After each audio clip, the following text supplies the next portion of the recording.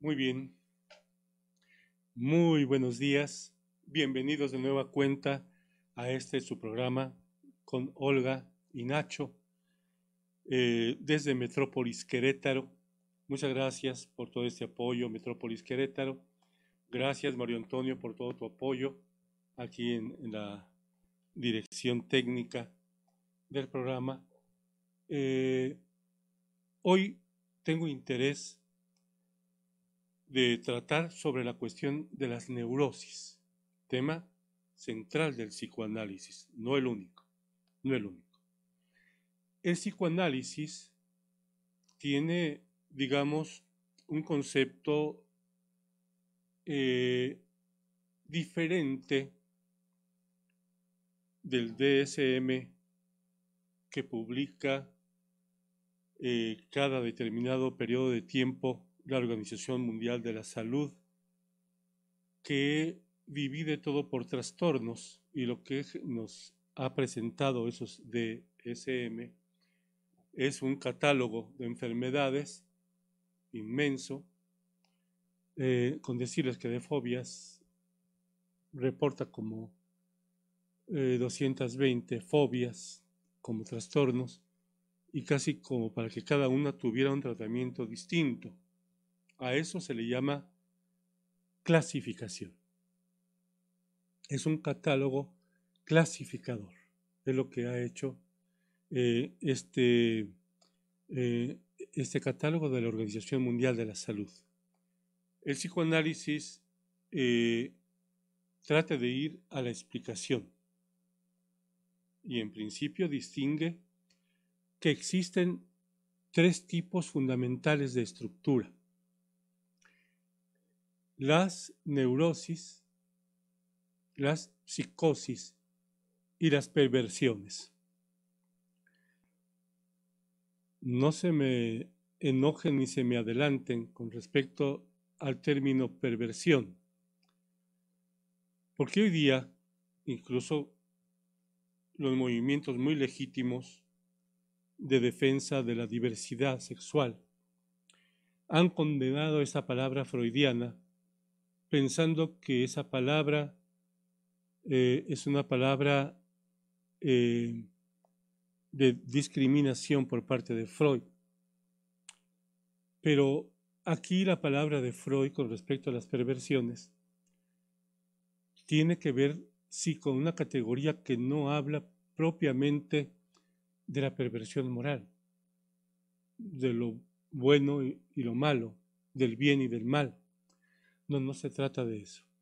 Es decir, se trata de desviaciones de la sexualidad que tienen que ver de algún modo con el objeto y con la meta sexual. Por ahora eso lo vamos a dejar aquí y lo vamos a explicar más adelante, pero decirles, no voy a prescindir del término perversiones, porque aquí como categoría no corresponde a lo que se le ha criticado a Freud al respecto de que fuera una discriminación. No, tiene que ver, y es necesario mantener el término, ya dije yo, con un conjunto de desviaciones en el objeto sexual y la meta sexual. Entonces, tendríamos que decir de estos tres conjuntos de estructuras, que son las neurosis, la psicosis y las perversiones, cada una de ellas tiene su explicación general, por ejemplo, en su mecanismo de defensa. En el caso de las perversiones, fíjense ustedes, por eso es importante mantener el término, tiene que ver con la renegación, un mecanismo de defensa que implica un renegar de lo que se ha visto, lo que se ha confirmado. Regularmente el enunciado de una estructura de esta naturaleza sería: ya lo sé, pero aún así mantengo mi creencia, ¿no? Es decir, esa es una renegación, una manera de renegar. Y se reniega ¿de qué? Fundamentalmente de la diferencia sexual. Lo que está en juego fundamentalmente es renegar de la diferencia sexual. En el caso de la psicosis, o lo que vulgarmente se ha llamado locura, o las locuras, ¿verdad? Tendríamos como mecanismo de defensa, ya después explicaremos cada una de estas posibles maneras de manifestación de la psicosis, pero la psicosis nace de un mecanismo que, por decirlo con una palabra francesa, sería la forclusión. Hay un término también de orden legal que pudiera más o menos darnos, digamos, la idea de este asunto, pero de lo que se trata es de alguna manera de un mecanismo en el que se hace inválida para el aparato psíquico de la persona la ley. Se hace inválida de alguna manera la imagen del nombre del Padre, como si la ley no hubiera entrado a su psiquismo y entonces haya sido propiamente descartado y no tuviera una función específica. Es sobre todo las leyes fundamentales que tienen que ver con la prohibición del incesto y con el asunto del homicidio, del parricidio, fundamentalmente, que son las leyes fundamentales de la humanidad. Es decir, la prohibición de matar al padre. Entonces aparece en el aparato psíquico como algo que no existió nunca y que no puede tener su efecto porque la ley no se instaló. Bien. Pero en el caso de la neurosis, el mecanismo es otro. El mecanismo es el de la negación o denegación, que implicaría una doble negación, que a fin de cuentas, al negar, está confirmando la existencia de algo. El ser neurótico, que podríamos decir es el ser normal de la humanidad, pero que se ha vuelto neurótico porque está precisamente afectado por la propia cultura que le ha generado un malestar específico. Ese malestar específico que le hace negar la contundencia de lo real, negar la contundencia, pero fíjense, al negarla la está aceptando y se somete a la ley. Está negando la ley, está negando que la viole, está negando que exista, está negando incluso de alguna manera lo rudo de la realidad. Entonces, eso hace ese tipo de mecanismo de defensa que niega la realidad, genera, tenemos que decirlo fundamentalmente, dos tipos de estructuras. Una, que es la estructura histérica, que tiene una manera de pronunciamiento, una manera de ser, un comando en su propio discurso, un comando particular. Y la otra, la neurosis obsesivo-compulsiva. Esos dos tipos de neurosis tienen que ver en principio con la elección en la identificación. Si hablamos de histeria, tendríamos que referirnos al origen de la raíz del término. Hístero, que quiere decir útero, pertenecería fundamentalmente a las mujeres. Y dirían los médicos cuando Freud se atreve a decir en la Junta Médica de Berlín que también hay hombres histéricos, no dieron más que a la risa los médicos. ¿Cómo va a haber hombres histéricos si no tienen útero. Sin embargo, el planteamiento psicológico se refiere a la posibilidad de que exista una identificación con lo femenino. Entonces, por eso puede haber precisamente hombres histéricos. Podemos decir que existen hombres histéricos porque hay en la infancia una identificación. Pero fíjense ustedes, esto puede llegar a confundirnos con el asunto de la perversión, porque en el caso de la perversión, hablando de la homosexualidad, se hace una elección cruzada en cuanto a la identificación. El niño, en lugar de identificarse con el padre, el niño varón, se identifica con la madre y hace un juego ahí en el que niega la diferencia sexual. En el caso de la neurosis, no. Esa identificación que tiene que ver con lo femenino no es precisamente una renuncia a la heterosexualidad, digamos, no necesariamente, sino la posibilidad de un respaldo más directo del lado con la madre. Es decir, una identificación que puede incluso darse por el predominio del discurso de la madre.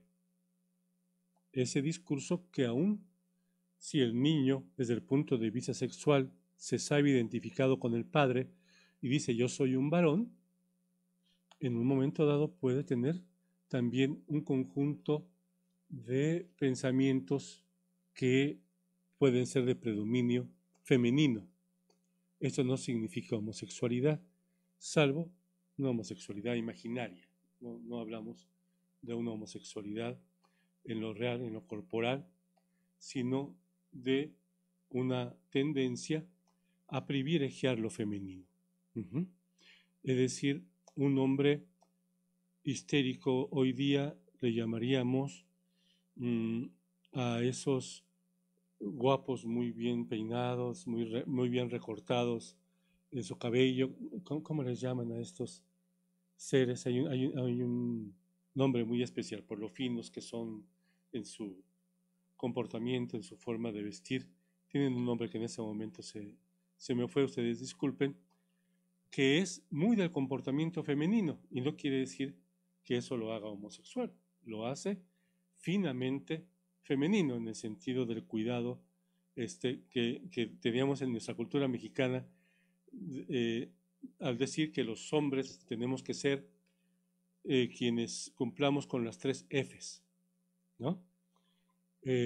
Tendría que ser feo, formal, y había otra característica, la otra F, que curiosamente ahorita por tratar de pensar en toda la estructura con respecto a lo histérico, no tendríamos esas 3 Fs, ¿no? Con lo formal, o esa formalidad como sucede con las mujeres. Una mujer cuida mucho su presencia, cuida mucho su imagen. Ese es un asunto femenino y a nosotros nos gusta que se cuide, que sea tan femenina, tan maravillosamente guapa, tan maravillosamente bonita, y eso lo cuidan muy bien las mujeres porque saben que es la posibilidad de atraer el amor de los hombres. Primero la admiración, si tenemos que decirlo, el deseo sexual, y con ello estarían pensando las mujeres el amor. Entonces, el asunto está que lo que está en el fondo de esta preferencia sobre lo femenino está hecho en pregunta. ¿Qué es ser mujer? ¿Qué es ser mujer? Que implica un conjunto de contradicciones. Fíjense ustedes. ¿Qué es ser mujer? Haría al niño o a la niña que generan un planteamiento histérico voltear a ver a la madre. Y al ver a la madre en una cultura patriarcal como la nuestra, que no es que Freud defiende el patriarcado, yo digo que su teoría denuncia el patriarcado, probablemente él tenía una tendencia también patriarcal y monárquica, Pero no quiere decir que propiamente estuviera defendiendo que así fueran siempre las cosas.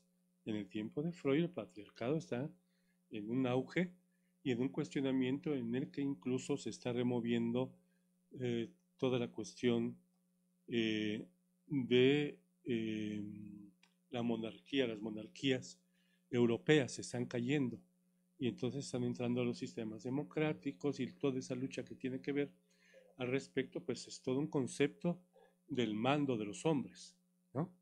Y cómo van a pasar de los monarcas a un presidente democrático, por así decirlo, ¿no? Entonces, si el niño o la niña voltea a ver a su madre, voltea a ver una madre que en esos tiempos, como todavía hace 50 años pasaba en México, una madre que tiene que llamarse incluso a sí misma ama de casa.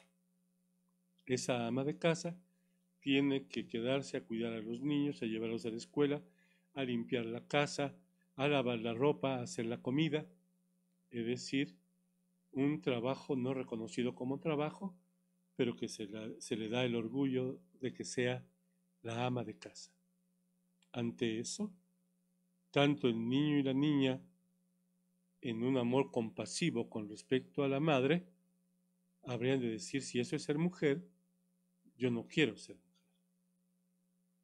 Entonces, viene de alguna manera la valoración patriarcal y hay que identificarse con la actitud fálica del padre y entonces esa neurosis histérica hace que entren en contradicción las dos figuras y en la que entonces lo femenino es femenino sí, solo sí puede tener un poder fálico. Entonces convierte el histérico o la histérica su cuerpo en un falo atractivo, digamos, bien erguido, bien parado. Entonces está jugando el poder. Hay un juego interno en el que para poder influir sobre los demás habría que superar la debilidad de mamá que se ha quedado esclavizada en casa. Pero entonces, aún defendiendo compasivamente sus características, tenemos que adoptar un poder fálico. Y entonces pasa imaginariamente la función fálica al cuerpo, a la exhibición del cuerpo, ¿no? A la posibilidad de ser un cuerpo atractivo, de ser un cuerpo que pueda llamar la atención a los demás. ¿Sí?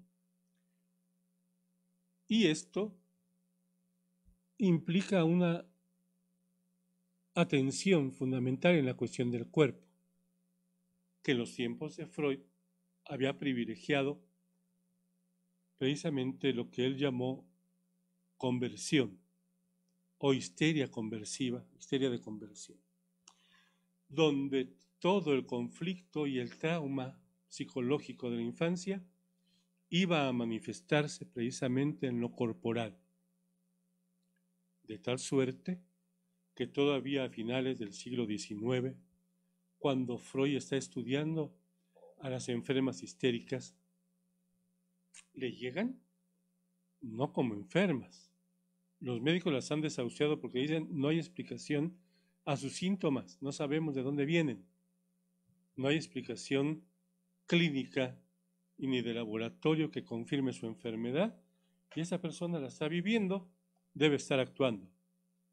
Es decir, que también se les atribuye un carácter histriónico, una necesidad de actuar, ese poder a los histéricos. Y entonces, cuando llegan con Freud, llegan con estigmatizados como poseídos por el diablo. Era en el tiempo de la Inquisición, pues perseguidas esas mujeres, poseídas por el demonio, las brujas, ¿no? Pero también implicaban como cierta locura que hacía que su cuerpo fuera poseído y pudiera vivir, por ejemplo, un tipo de epilepsia histérica que no tenía justificación en lo neurológico. Pero entonces vivir como un conjunto de convulsiones no explicables, pero que tenían que ver con el haber llevado el conflicto infantil olvidado al cuerpo. Entonces allí de alguna manera esa necesidad de presentar fálicamente el cuerpo como lo erguido, lo bello, ahí se jugaba una mala broma, un acto fallido en esa somatización, y entonces presenta un cuerpo débil, enfermo, llagado, encorvado, paralítico, el conjunto de enfermedades que podían generar esas mujeres histéricas y esos hombres histéricos, ¿no? Precisamente para poder soportar esa contradicción en su identificación sexual. Entonces, aquí estamos hablando de las neurosis de histeria que tiene que ver mucho con lo femenino, reforzado con lo masculino en forma fálica. Volvemos en un momento, aquí vamos a hacer un pequeño corte. Hola, soy Priscila Maeslin y te invito todos los miércoles en punto de las 4 de la tarde a mi programa de Cuerpos y de Almas, donde abordaremos temáticas médicas de tu interés. Te esperamos aquí en Metrópolis Querétaro. Renovado, Recargados, polémico, MQ Deportes con Manuel El Chepo Ávila, Miguel El Kaiser Ortiz todos los lunes a las 6 de la tarde. por Metrópolis Querétaro. Toca. No, me toca a mí. Que no, me toca a mí. No, ya los dos. Los invitamos este 9 de agosto. Al estreno de la obra Escuela de las Mujeres de Molière. Estaremos en el Auditorio Esperanza Cabrera. A las 8:30 p.m. La temporada será viernes y sábados de agosto y septiembre. Vengan a verla porque está bien chula. Hermosísima. Maravillosa. Divertida. Bien preciosa. Ay, gracias, Alano. Ay, no decía de ti, decía de la obra. Ay, tonto. Tonta tú. Menso. Mensa. Síganos en Facebook como Varón Negro.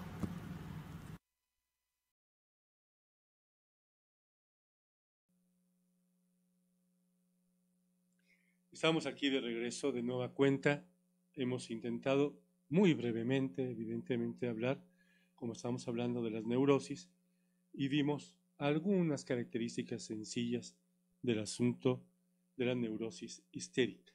Y dijimos que también los hombres podemos llegar a ser histéricos. Pero mencionamos también la contraparte masculina, que sería la neurosis obsesivo-compulsiva. Pero también puedo decir que hay mujeres que son obsesivo-compulsivas. Pero son las características, curiosamente, fíjense ustedes, que se exigen a los hombres. ¿Qué se exige a los hombres? Ya me acordé de lo que les decía de las 3 Fs. Feo, fuerte y formal, ¿no? Características ideales para la vida de un hombre. Y feo, fuerte e informal significaba la posibilidad de ser ducho para el trabajo, ¿no? Y para eso se nos exige ser puntuales y llegar y producir y hacer que el trabajo rinda realmente frutos, ya sea para la oficialidad, para el gobierno, puede ser también para la fábrica, para el campo. Entonces tenemos obligaciones de una manera de cumplir con ciertas características que se exige a los hombres. Pero aquí lo curioso es que llegar a eso tiene que ver con un conjunto de sucesos de la infancia en el que el niño, varón o la niña, tuvo un gran acercamiento y una identificación con el padre. Y entonces intenta tener las características del padre, adoptarlas, incorporarlas y tener esas características. Pero, si se quiere ser como el padre, aquí nos topamos con el problema edípico. Fíjense, si yo soy como papá, papá tiene una mujer con quien duerme que es mamá. Si yo quiero ser como papá, entonces, pues debo dormir con mamá, porque yo la quiero, yo la amo. Y entonces empiezo a tener celos de papá. Y el deseo de que papá desaparezca del panorama para quedarme con la dama. Si él desaparece, pues entonces yo me puedo quedar con la dama. Y eso, de algún modo, meten en contradicción al niño. ¿Por qué? Lo meten en contradicción. Si ama al padre, ¿cómo va a desear que se vaya? Y sin embargo, como lleva a últimas consecuencias esa cuestión, fantasea, tiene en lo imaginario al padre muerto, aunque el padre viva, y lo carga el resto de su vida. Un primer planteamiento con respecto a la neurosis obsesivo-compulsiva. Cargar al padre muerto es cargar la culpa de su muerte y cargar el duelo constante que se vive como cierta melancolía. Pero ante eso también dudar si se hizo bien o se hizo mal con eso. Y tendríamos aquí, aparte de la negación, un mecanismo de defensa muy importante en el que el obsesivo compulsivo vive prendido a la duda. No puede decidir. Y si decide por algo, dudará, ¿de verdad esta era la decisión correcta? Es muy obsesivo decir, por ejemplo, tengo que buscar a la pareja correcta, a la pareja adecuada, como si existiera. No existe la pareja adecuada. No es cierto, es una fantasía de la mitología griega y romana y demás, el que exista nuestra otra mitad, ¿no? Que en México lo decimos, mi media naranja, ¿no? Entonces, esa media naranja no existe en el mundo. En todo caso, nos enamoramos de una persona que quizás no sea exactamente mi complemento y nunca lo vaya a hacer, pero puedo decidir pasar la vida con ella porque la amo. Perfecto. Pero el obsesivo siempre habrá de dudar. ¿Por qué? Porque también ha dividido a la madre en dos fracciones. Una que dio el pecho bueno y otra que dio el pecho malo, diría Melanie Klein. Pero, dicho de otra manera, tendríamos que admitir en principio que ha puesto a la madre idealizada, a la que es una madre pura que no se le puede tocar, porque también por la culpa de en lo imaginario haber matado al padre, tiene que permanecer pura la madre y él no tocarla. Pero el deseo de tocarla le lleva a sustituirlo por ritos corporales que pueden ser el modo de caminar, esa obsesión por no pisar la raya, irse por en medio de los cuadritos de los mosaicos sin pisar la raya, ir siempre por el mismo camino hacia el trabajo y regresar por el mismo y puntualmente a la misma hora. Rituales que tratan de impedir la fantasía del incesto. Pero hay que dejar que la madre sea pura. Si se trata de cuestiones del deseo sexual, tiene que ser la prostituta, la mala, la mujer que si tiene deseos sexuales no puede ser pura como la madre. Y entonces tiene dividida la imagen de la mujer. Dividida en la buena y la mala, en la pura y santa y la prostituta. Entonces, por ejemplo, lo habrán visto ustedes en esa gran película del Castillo de la Pureza, en la que el marido solamente tiene sexo con la esposa solo para procrear los hijos. Si la buscara más, la convierte en impura. Elegir a esa mujer es elegir a una mujer conforme a la imagen que se hizo de su propia madre. Y entonces su mujer no puede vivir la concupiscencia sexual, el deseo sexual. No se trata de que goce. Lo que necesita es recibir la semillita para tener hijos y punto. Pero entonces el hombre tiene que salirse a la calle, como en el Castillo de la Pureza, a buscar a la prostituta. A ella sí se le puede tener deseo sexual, humillarla, tenerla con una mujer inferior, porque ella sí, digamos, como le gusta el sexo, pues no puede ser pura.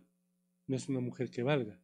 No es una mujer que sea capaz de contener el amor de ese hombre tan estricto con su vida, tan puritano. Regularmente hay un comportamiento puritano en la neurosis obsesivo-compulsiva, tanto que se ha llegado a asimilar lo religioso con esa tendencia obsesivo-compulsiva. Es decir, así como las religiones están repletas de rituales, el hombre obsesivo-compulsivo parece que tuviera su vida como una religión, llena de rituales, de procedimientos para llegar a tal o cual cosa. Simple y sencillamente no puede llegar de no ser a través de esos rituales. Hay organizaciones de todo tipo, no nomás religiosas, que precisamente viven obsesivamente el conjunto de rituales. Esos rituales que le llevan, de algún modo, a conseguir rendir en la productividad. Son seres muy rendidores en la cultura, pero cargando con el peso de la cultura y sintiéndose siempre melancólicos, dudosos, insatisfechos, siempre insatisfechos. Eso es algo muy importante. Cuando hablábamos de los histéricos y las histéricas, curiosamente no hablamos de ese asunto de la insatisfacción. También en la histeria se busca la insatisfacción. Primero, como la posibilidad de prolongar el deseo y mantenerse siempre en falta. Es decir, que el ser histérico a su pareja sexual va a intentar castrarle, hacerlo sentir insuficiente, incapaz, impotente para su propia satisfacción, ¿no? Y entonces ahí acomoda muy bien un neurótico obsesivo compulsivo, necesitado de ser castigado por su deseo sexual y por su concupiscencia. Entonces puede buscar muy gratamente a una mujer histérica para que lo esté castrando en forma constante y así justificar, entonces es mi mujer, no tengo que hacerle el sexo, no tengo que degradarla sexualmente y me puedo ir con una prostituta a la calle. Y justifica de algún modo su insatisfacción con la pareja, cumpliendo de algún modo con mancillar a la mujer degradada, a la mujer prostituida. Ese personaje neurótico obsesivo compulsivo regularmente pues llegan incluso a ser obsesivos como perfectos científicos. Pueden ser unos grandes investigadores.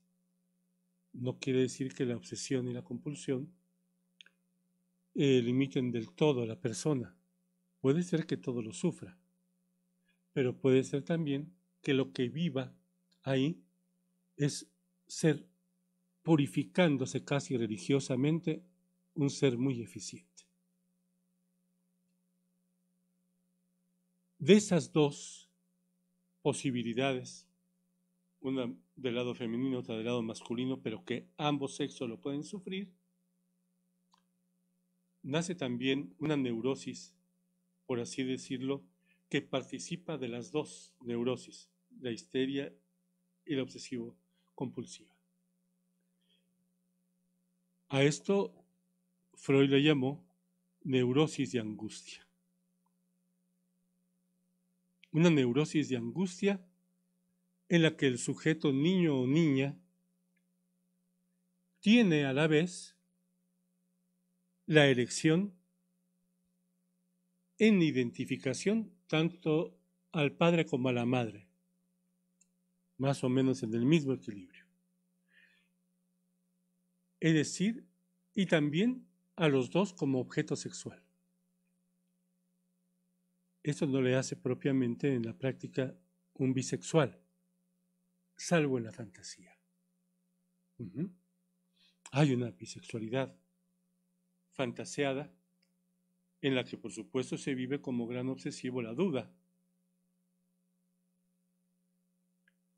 Hay también una vivencia con respecto a lo histérico en lo que se está preguntando constantemente qué es ser mujer, qué son las mujeres, de qué se trata esa cuestión de la femineidad, como también seguramente qué pasa con la hombría, qué pasa con la masculinidad. Esta neurosis de angustia o esa angustia exacerbada que se genera por esas dos identificaciones y por tener dos objetos sexuales, por así decirlo, no en el lado de la perversión, en el lado de lo imaginario, exclusivamente, hará que eso se convierta en miedos irracionales, los cuales la psicología y la psiquiatría han dado por llamar fobias. Por lo tanto, también se le llama neurosis fóbica a esa neurosis. Entonces participa de las dos características, pero fundamentalmente es la fobia, es la angustia lo que está siempre en juego. Y es probable que el fóbico viva unos ataques de angustia que le generen taquicardia, que le generen un conjunto de reacciones muy desagradables. Entonces, por resumir, hoy hablamos fundamentalmente de las neurosis, que son tres: la neurosis histérica, la neurosis obsesivo-compulsiva y la neurosis de angustia, que es la neurosis fóbica. Sé que hemos dado de manera muy general una pequeña descripción, un pequeño acercamiento para tener idea. Y de esto tratamos mucho los psicoanalistas, estos padecimientos, estos sufrimientos generados en este tipo de neurosis. Por ahora vamos a dejar aquí, mandando un saludo con todo mi cariño a mi compañera Olga, que seguramente pronto la tendremos por acá. Gracias, Metrópolis Querétaro. Gracias a todos ustedes, auditorio tan amable. Gracias por todo tu apoyo, Mario, en la dirección técnica. Y pues nos vemos la próxima semana con ustedes a seguir tratando esos temas de orden psicoanalítico. Gracias.